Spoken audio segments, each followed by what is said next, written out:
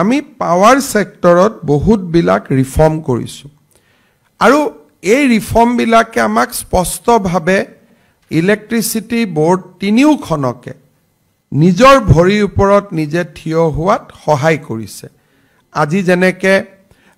আমাক APGCL যেনেকে আমাক এইবাৰ ডিভিডেন্ড দিব ঠিক তেনেকে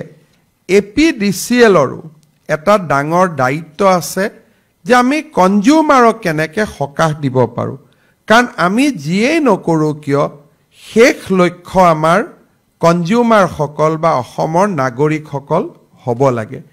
মই বিশ্বাস কৰো যে অসমত আমি 300 ইউনিটলৈকে ব্যৱহাৰ কৰা সাধাৰণ গ্ৰাহকৰ পৰা 5 টকা 85 পইচা আজি আমি পাৰ ইউনিট ইলেক্ট্ৰিচিটি লৈ আছো মোৰ এটা অনুৰোধ যে এই বছৰটো 6 মাহ আপোনালোকে এনেকে প্ল্যানিং কৰক যাতে অহা বছৰ 1 এপ্ৰিলৰ পৰা আমি ৰাইজক 1 টকা বিজুলীত আমি ৰেহাই দিব পাৰো অৰ্থাৎ 5 টকা 85 পইচাৰ জাগাত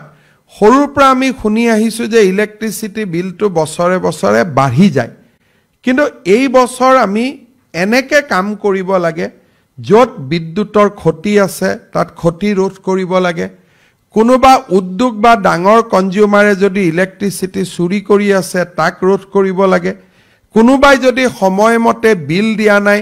তেওঁলোককো বুজাই আমি বিল ল'ব লাগে কিন্তু এটা লক্ষ্য কৰিব লাগে যে 2025 ৰ 1 এপ্ৰিলত আমি ইলেক্ট্ৰিচিটিৰ দাম যদি গ্যাসৰ প্ৰাইস বাঢ়ে বেলেগ কথা কিন্তু আজিৰ পৰিবেশে যদি চলি থাকে যদি গ্যাসৰ প্ৰাইস নাবাঢ়ে তেলৰ প্ৰাইস নাবাঢ়ে আন কন্ডিশন বিলাক যদি একে থাকে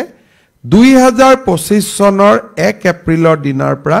আমি চেষ্টা কৰিব লাগে যাতে এটকা দাম আমি কমাব পাৰো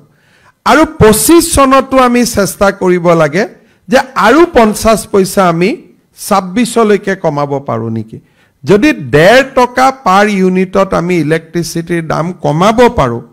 তেতিয়ালে সৰ্বসাধাৰণ মানুহে বহুতখিনি সকাহ পাব হদিয়াৰ পৰা ধুবুৰীলৈ বৰাকৰ পৰা ব্ৰহ্মপুত্ৰলৈ সকলোৰে মাজত চিনাকি এটা নাম প্ৰাতঃ টাইম থলুৱা ভাষা কৃষ্টি আৰু সত্য বাতৰিৰ আধাৰত প্ৰতিষ্ঠিত খবৰ প্ৰাতঃ টাইমৰ প্ৰতিটো বা বাতৰি পুংখানুপুংখভাৱে চাবলৈ